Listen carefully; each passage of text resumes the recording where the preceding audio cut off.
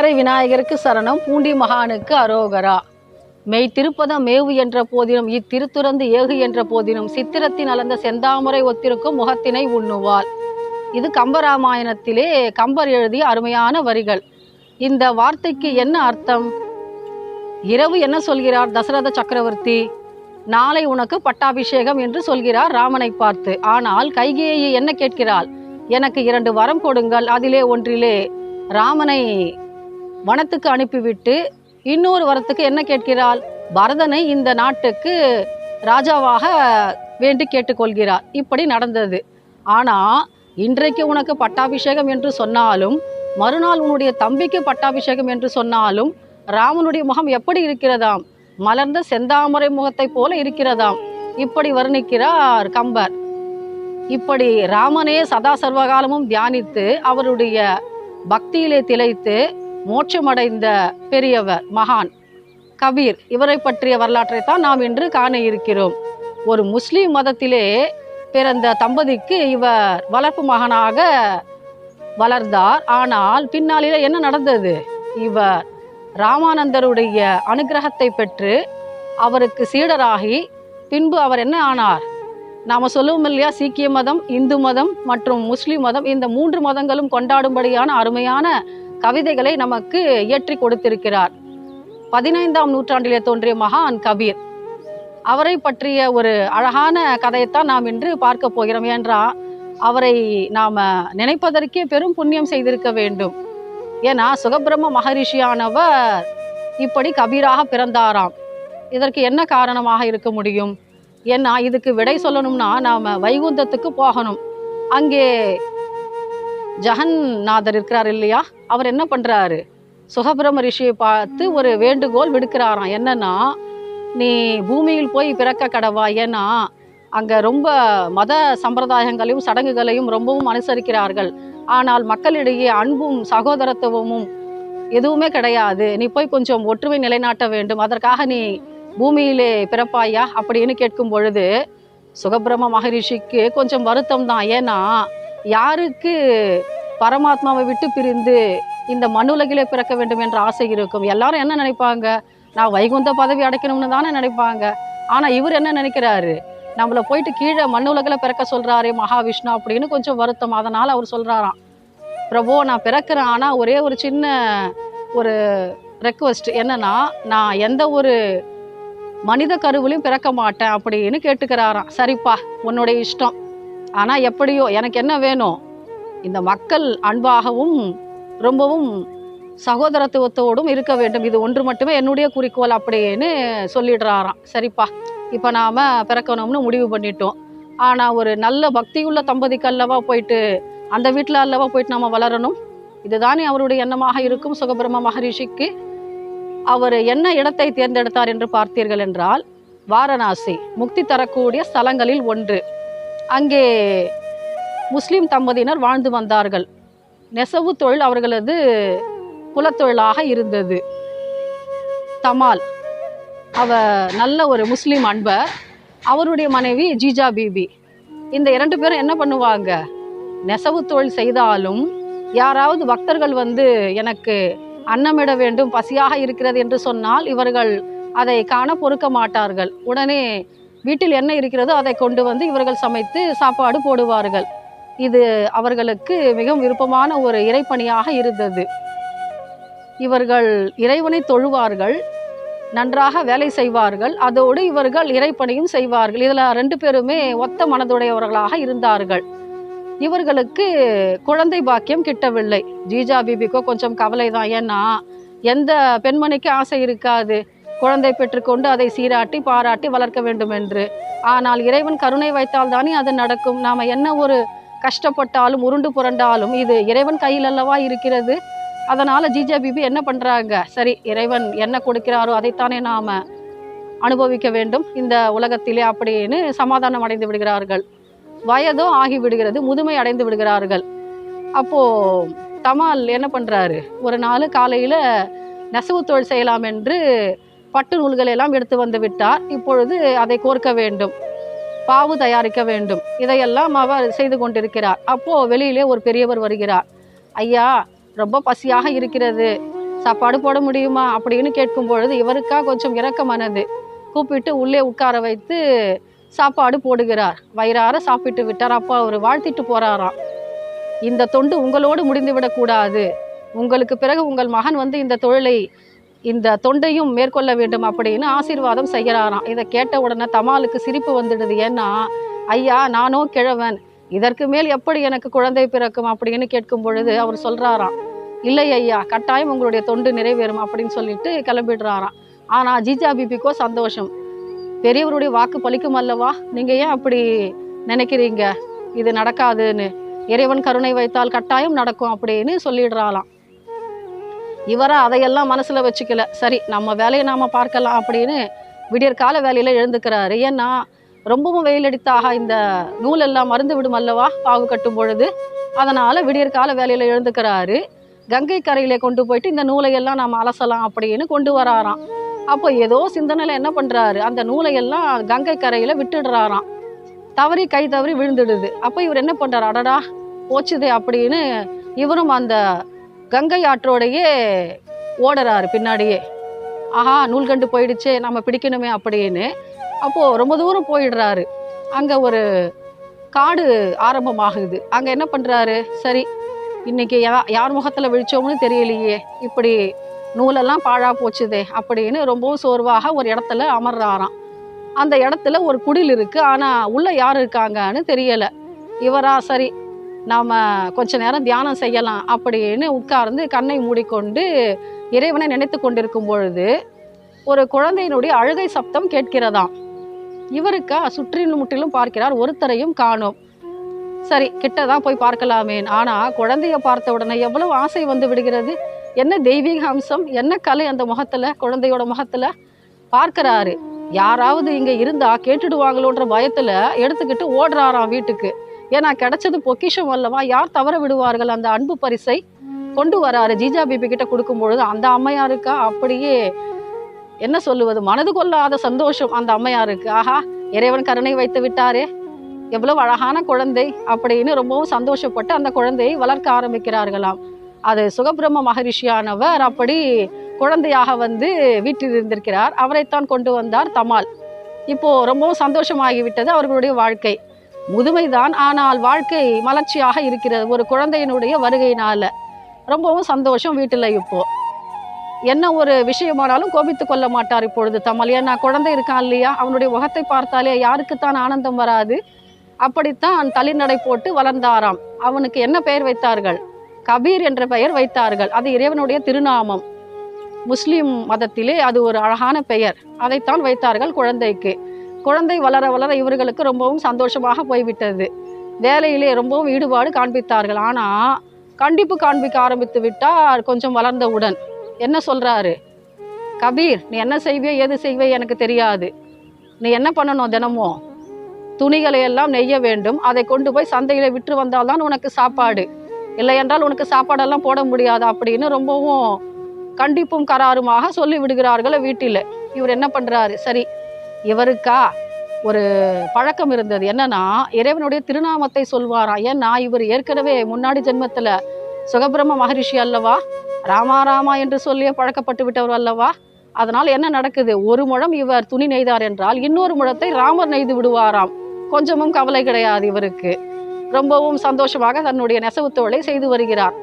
இப்ப என்ன ஆச்சுது, ஒரு நாள் 2 முழம் துணி நெய்து விட்டாயிற்று. வீட்டில ஜீஜா பிபி சொல்கிறாள், கிளம்பு கபீர், கொண்டு போய் சந்தையில விட்டு வா, அப்பதான் உனக்கு சாப்பாடு அப்படின்னு. இவருக்கா கொஞ்சம் சோகமா போயிடுச்சு, இது என்னடா வேலையா இருக்கே அப்படின்னு எடுத்துக்கிட்டு போறாரு. இப்ப கையில 2 முழ துணி சந்தையில கூவி கூவி விற்கிறார். ஆனா ஒருவரும் வாங்குவோர் கிடையாது. அப்போ மகாவிஷ்ணுவானவர் என்ன செய்கிறார், சரி நம்ம பக்தன் ரொம்பவும் கவலைப்படுகிறான் அப்படின்னு ஒரு அந்தனர் உருவுல வராரு. வந்து என்ன பண்றாரு பாருங்க, ரொம்பவும் வம்பு செய்யறாரு. வந்து என்ன பண்றாரு, கையில என்னப்பா என்னவோ பெரிய துணி வச்சிருக்கா போல சொல்றியே, காண்பியே கொஞ்சம் பார்க்கலாம் அப்படின்னு. இவருக்கா, இவர் நெய்தது இவருக்குத்தான் தெரியும். கபீருக்கு ரொம்ப அருமையாக நெய்திருக்கிறார். ஆனா வாங்கி பார்த்துட்டு ரொம்பவும் இலக்காரமா சொல்றாரு, ஆமா பெரிய பட்டு பீதாம்பரத்தை நெய்து விட்டாய்ப்பார், அப்படியே விலை கூறுவதற்கு அப்படின்னு கொஞ்சம் கிண்டலா சொல்லும் பொழுது கபீர் என்ன பண்றார், அப்பா உனக்கு பிடிக்கலன்னா விட்டுடு, வம்பு பேசாத அப்படின்னு. ஆனா அவரா கெட்டியா பிடிச்சுக்கிறார் அந்தனர் அந்த துணியை. இவரும் பிடிச்சு இழுக்கிறாரு, ரெண்டா கிழிஞ்சு போயிடுது. இப்போ ஒரு முழத்துண்டு யார் கையில இருக்கு? அந்தனர் கையில இருக்கு. இன்னொரு முழத்துண்டு கபீர் கையில இருக்கு. இவரா, எப்பா நீ காசு கொடுக்கணும் இதுக்கு, ஏன்னா துணி எடுத்துட்டு போயிட்டல்ல, அதுக்குண்டான காசை கொடுத்துட்டு நீ எடுத்துட்டு போனா, வேண்டான்னு சொல்லலாம் அப்படின்னு பின்னாடியே துரத்திக்கிட்டு வராராம் கபீர். இவரா ஓடி ஓடி ஒளிகிறாரு அந்தனர். அப்புறமா என்ன பண்றாரு, மாட்டிக்கிறாரு. ஏன்பா எனக்கு தானமாக தான் கொடுத்துடா இந்த ஒரு முழ துண்டை, என்ன பெரிய காசு எதிர்பார்க்க போகிற இதுக்காக அப்படின்னு கேட்கும் பொழுது இவர் சொல்றாரு கபீர், ஐயா காசு எனக்காக கிடையாது, வீட்டில் என்னுடைய அம்மா சாப்பாடு போட மாட்டார்கள், இதை விற்று வந்தால்தான் எனக்கு சாப்பாடு, இல்லை என்றால் அம்மா பிரம்பால் அடிப்பார்கள், தயவுசெய்து அதற்கு உண்டான காசை கொடுத்து விடப்பா, உன்னை கெஞ்சி கேட்டுக்கொள்கிறேன் அப்படின்னு கபீர் மன்றாடும் பொழுது அவர் சொல்றாராம், சரி இதுக்கு என்ன காசு நீ எதிர்பார்க்கிற, என்கிட்ட சோழி இருக்கு, வேணா அதை வேணா நான் உனக்கு கொடுக்குறேன் அப்படின்னு. சோழிக்கு என்ன கிடைக்கும்? இவருக்கா கோபம் கபீருக்கு, அதை கீழே வீசி எறிந்து விடுகிறார் சோழியை எல்லாம். அப்புறம் கேட்கிறாரு, சரி நீ இவ்வளவு கேட்குறல்ல, இவ்வளவு வம்பு பண்ணுறல்ல, நீயே எடுத்துட்டு போ அப்படின்னு. ஏன்னா இறக்க குணம் அவருக்கு கபீருக்கு. என்ன ஒரு வேளை சாப்பாடு கொடுக்க மாட்டாம்மா, பரவாயில்ல அப்படின்னு. அப்போது அந்தனர் சொல்கிறாரு, என்னப்பா இவ்வளோ பெரிய ஆளாக இருக்க, தானம் பண்ணுறதுனா என்னன்னு தெரியுமா உனக்கு? நீ மகாவிஷ்ணுவோட அவதாரத்தில், வாமன் அவதாரத்தில் நீ படிச்சிருக்கலாம், ஒரு கதை வரும். மகாபலி சக்கரவர்த்தி வந்து பெரிய யாகம் பண்ணுவார். அப்போது வாமன் அவதாரம் எடுத்து வருவார் மகாவிஷ்ணு. 3 அடி எனக்கு மண் வேண்டும் அப்படின்னு கேட்கும் பொழுது, கேட்பது மகாவிஷ்ணு என்று தெரிந்தும் 3 அடி மண் கொடுத்தார் அல்லவா, தானம் கொடுத்ததால் தானே அவருக்கு சிறப்பு, அதற்காகத்தானே ஓணம் பண்டிகையெல்லாம் கொண்டாடுகிறார்கள். நீ வேணா பாரு கபீர், தானம் கொடுக்கிறவருடைய கை மேலே இருக்கும், வாங்குறவருடைய கை எங்கே இருக்கும்? கீழே இருக்கும். இது கூடவா தெரியாது உனக்கு? தானத்தோட சிறப்புனா என்னன்னு தெரிஞ்சுக்கிட்டியா நீ? கர்ணனை பற்றி தெரியும் இல்லையா? அவன் வாழ்க்கையில் இல்லைன்னே சொன்னது கிடையாது, எதை கேட்டாலும் கொடுத்துடுவான். நீ என்ன ஒரு முழ துண்டுக்கு இவ்வளவு நேரம் நிற்கிறியே அப்படின்னு சொல்லும் பொழுது, சரி கபீர் என்ன பண்ணுறாரு, இதுக்கு மேலே இவர்கிட்ட நம்ம வாதாட முடியாது அப்படின்னு கிளம்பிடுறாரு. இப்போ ஒரு முழ துண்டு கையில் இருக்கா, அதை எடுத்துக்கிட்டு வராராம். ஆனால் மகாவிஷ்ணுக்கு ஆசை போல பாருங்க, இன்னொரு முழ துண்டியை நாமளே கொண்டு போயிட்டா என்ன, அப்படித்தான் நினைக்கிறாரு மகாவிஷ்ணு. இப்போ என்ன பண்ணுறாரு, ஒரு பக்கீராக வருகிறார், ஒரு முஸ்லீமாக வருகிறார். வந்து என்ன பண்ணுறாரு, கபீர்கிட்ட நிற்கிறாரு. அப்பா ரொம்ப குளிர்காலமாக இருக்குது, எனக்கு அறையில் கட்டிக்கெல்லாம் துண்டு வேண்டாம், ஆனால் தலையில் கட்டிக்க ஒரு முழ துண்டு கொடுக்க முடியுமா? ஏன்னா ரொம்ப குளிராக இருக்குப்பா, காதை சுற்றி கட்டிக்கிறேனே கொஞ்சம் கூட அப்படின்னு. இவருக்கா ஏற்கனவே ஒரு அந்தனர் நம்மிடம் வம்பு பேசிவிட்டா, இவர் வேற வந்து இப்படி ஏதாவது நம்மிடம் தேவையில்லாமல் பேச போகிறாரே என்று கொஞ்சம் தயக்கம். அதனால யோசிக்கிறாராம், அப்பா இதற்கு உண்டான காசை கொடுத்து விட்டு நீ எடுத்துச்சல் இந்த ஒரு முழ துண்டு அப்படின்னு சொல்லும் பொழுது, அப்போது பக்கீர் சொல்கிறாராம், பா என்கிட்ட காசெல்லாம் கிடையாது, கொஞ்சம் தானமாக தான் கூட அப்படின்னு. இவருக்கா, அப்பா எனக்கு பசி காதை அடைக்கிறது, காலையில் நான் வீட்டை விட்டு கிளம்பினேன், இப்போது மத்தியான பொழுது உச்சி பொழுது ஆயிடுச்சு, கொஞ்சம் தயவு செஞ்சு காசை கொடுத்துடுப்பா, அதுக்கப்புறம் இந்த துணியை கொண்டு போய், எனக்கு ரொம்பவும் கஷ்டமாக இருக்கிறது, பசி எடுக்குது, வீட்டுக்கு போனால் அம்மா சாப்பாடு போட்ட மாட்டாங்க அப்படின்னு சொல்லும் பொழுது, இப்போ என்ன இதுக்கு காசு கொடுக்கணுமா? என்கிட்ட காசு கிடையாது, தானமாக கொடுத்ததா நினச்சிக்கோ அப்படின்னு. ஒன்று இவர் என்ன பண்ணுறாரு கபீர், முன்னாடி ஒரு அந்தனர் வம்பு பண்ணி கொண்டு போனார் அல்லவா, அவர் என்ன தெரியுமா சொல்லிட்டு போனார், நீ எதை தானமாக கொடுப்பது என்றாலும் ஜெய் சீதாராம் என்று சொல்லிவிட்டு கொடு அப்படின்னு ஒரு வார்த்தை சொல்லிட்டு போகிறாரு. அது ஞாபகம் வருது கபீருக்கு. அப்போ என்ன பண்ணுறாரு, இந்த பக்கீருக்கு இந்த ஒரு முழ துண்டை கொடுக்கும் பொழுது ஜெய் சீதாராம் அப்படின்னு சொல்லிட்டு கொடுத்துடுறாராம். பக்கீருக்கு கோபம் வந்துடுது, ஏன்பா பார்க்குறதுக்கு முசல்மான் மாதிரி இருந்துக்கிட்டு இப்படி நம்ம கடவுள் பேரை சொல்லாமல் ரஹீம்னு சொல்லாமல் நீ என்ன சொல்கிற, ராமன் இல்லை சொல்கிற, உன்னுடைய பொருளே எனக்கு வேண்டாம்ப்பா அப்படின்னு சொல்லிடுறாராம். அது மட்டும் கிடையாது, நீ ரஹீம்னு சொல்லலை இல்லையா, உன்னுடைய அம்மா கிட்ட நான் இதை சொல்லிடுறேன், இவன் இப்படி முசல்மானாக இருந்து கொண்டு ராமுடைய பெயரை சொல்லுகிறான் அல்லவா, உன்னை நான் காண்பிச்சு கொடுத்துட்டு தான் அடுத்த வேலை அப்படின்னு கிளம்பிடுறாராம். இவருக்கா பயம் வந்துடுது கபீருக்கு, ஏன்னா இதேது பெரிய வம்பா போயிட்டது, வீட்டில் போய் சொன்னால் அம்மா கட்டாயம் அடிப்பாங்களே, இந்த பயம் இவருக்கு. ஆனால் அவர் சொன்னா போலேயே அவங்க அம்மா கிட்ட பிடிச்சு கொடுத்துடுறாராம். உன்னுடைய பிள்ளை என்ன பண்ணுறான் தெரியுமா, முசல்மானாக இருந்து கொண்டு ஏதோ மனிதனுடைய பெயரை சொல்கிறான், இது தகுமா, நீங்களே கேளுங்கள் அம்மா கொஞ்சம் அப்படின்னு போட்டு கொடுத்துடுறாராம். அம்மாவா பிரம்பை எடுத்துக்கிட்டு ஓடி வராங்க கபீர் அடிக்க, இவரா ஓடுறாரு கபீர். அப்போது நல்லா கையை பிடிச்சிக்கிட்டு முதுகில் சுரில் 2 அடி அடிக்கிறாங்களாம் பாருங்க. அந்த 2 அடியும் யார் மேலே விழுது, அவங்க அம்மா மேலே விழுந்துடுது. அந்த அம்மாவா அப்பா ஐயோ அப்படின்னு கத்துக்கிட்டு கீழே போட்டு விடுறாங்களாம். அப்போ என்ன ஆச்சுது? ராமர் தோன்றுகிறார். எப்படி? பட்டாபிஷேக கோலத்துல. ஏன்னா பக்தனை அடித்தால் சும்மா இருப்பாரா ராமன்? அப்போ ராமர் வந்து நிற்கும் பொழுது ஜீஜா பிபிக்கு உண்மையிலே கொஞ்சம் பயம் வந்து விடுகிறது. ஏன்னா மகான்களுக்கு கிட்டாத தரிசனம் நமக்கு கிடைப்பானேன்? நாம என்ன அப்படி புண்ணியம் செய்து விட்டோம்?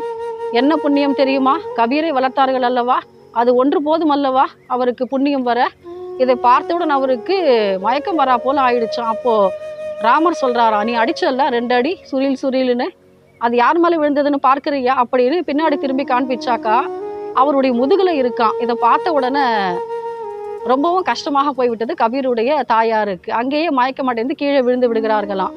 அப்புறமா இவர் என்ன பண்றாரு, காட்சி கொடுத்து கபீருக்கு, அப்பா உனக்கு எல்லா நலன்களும் உண்டாகட்டும், உனக்கு நல்ல ஒரு குரு கிடைக்கட்டும் அப்படின்னு ஆசீர்வாதம் பண்ணி அனுப்புறாராம். பகவான் மகாவிஷ்ணு கொடுத்த ஆசீர்வாதம் அல்லவா கூடி விரைவிலேயே பலித்தது. எப்படின்னு பார்க்கலாம். இப்போ நாம வாரணாசியில் இருக்கோம் இல்லையா, அங்க ராமானந்தர்னு ஒரு பெரிய மகான் இருந்தாரு. அவர் பெரிய மடத்தை நிர்வகிச்சுக்கிட்டு இருந்தாரு. பல சீடர்கள் இருந்தார்கள். அவர்கிட்ட நாம சீடராக சேர்ந்து விட மாட்டோமா, அவரிடம் குரு உபதேசம் பெற்று விட மாட்டோமா அப்படின்னு நிறைய பேர் அங்க வராங்களாம் காசியை தேடி. இவருக்கும் ஆசை வந்தது கபீருக்கும். நாமளும் போயிட்டு கேட்டா என்ன, நமக்கும் ஒரு குரு உபதேசம் கொடுக்குமாறு அப்படின்னு கேட்கும் பொழுது அவர் விரட்டி அடிச்சுடுறாராம். நீ ஏன் இங்க வந்த, நீ முஸ்லீம் இல்ல, இந்த மடத்துக்குள்ளெல்லாம் நீ வரக்கூடாதா அப்படின்னு விரட்டி அடிச்சு விடுறாங்களாம். இவருக்கா ஆசை அதிகம் கபீருக்கு. மறுபடியும் போகிறார். ஆனால் என்ன பண்றாங்க, அடிச்சு விரட்டிடுறாங்களாம். முதுகுலெல்லாம் காயம் இவருக்கு. ஆனா அப்ப கூட இவர் என்ன பண்றாரு, சரி நேரா போய் கேட்டா கொடுக்க மாட்டேன்னு சொல்றாரு இல்லையா, எப்படியும் விடியற்கால வேலை எழுந்து ஸ்நானம் பண்ணுவார் இல்லையா ராமானந்தர். அப்போ கங்கை கரைக்கு வருவார். குடிச்சிட்டு கிளம்பும் போது நாம என்ன பண்ணலாம், அந்த படிக்கட்டுல படுத்துக்கலாம். நல்லா இருட்டு வேலை இல்லையா, அப்போ எப்படியும் மிதிச்சு தானே போவார் நம்மள. அப்போ நமக்கு அவர் ஆசீர்வாதம் பண்ணா போல தானே, அவருடைய அந்த பாதங்கள் நம் மீது படுமல்லவா, அது நமக்கு அருள் தானே அப்படின்னு நினச்சிக்கிட்டு என்ன பண்ணுறாரு, விடியற்கால வேலையில் போயிட்டு அமைதியாக படுத்து கொள்கிறாராம் அந்த படி மேலே.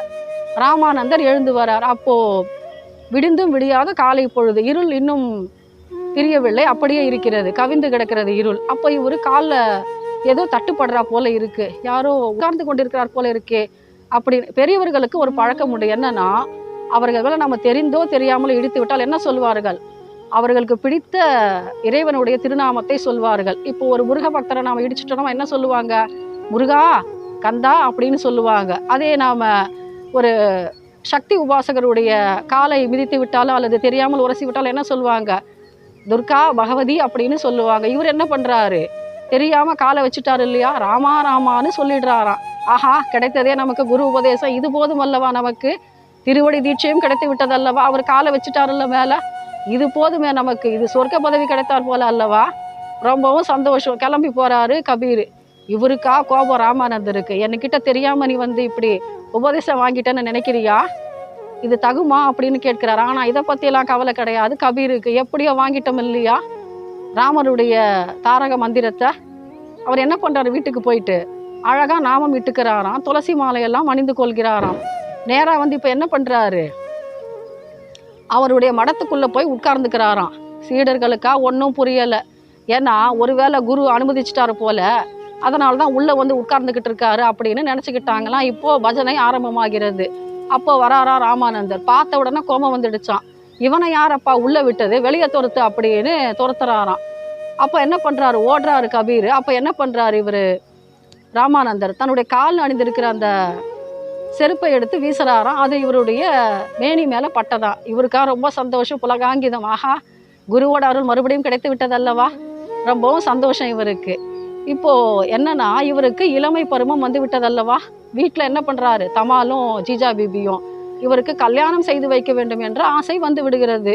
ஆனா பெண் தேடணும் இல்லையா, ஏன்னா இவரா ஞானமா ரொம்ப ஞானமா இருக்காரு இல்லையா, அதுக்கு தகுந்தாற் போல பெண் கிடைக்க வேண்டும் அல்லவா. அப்போ இவருடைய சுகபிரம்ம மகரிஷியாக இருந்தார் அல்லவா முன் ஜென்மத்துல. அப்போ இவர் மேல ஆசைப்பட்டாலாம் இந்திரலோகத்து ரம்பை. அவளுக்கு ரொம்ப ஆசை சுகபிரம்ம மகரிஷியை மணந்து கொள்ள வேண்டும் என்று. ஆனால் அப்பொழுது அவர் மறுத்து விடுகிறார். இப்போ நமக்கு ஒரு சான்ஸ் கிடைச்சது இல்லையா, இதை மிஸ் பண்ணலாமா. அதனால அவங்க சமூகத்திலேயே, முஸ்லீம் சமூகத்திலே அவள் சுந்தரா என்னும் பெயரில் வளர்ந்து வருகிறாளாம்.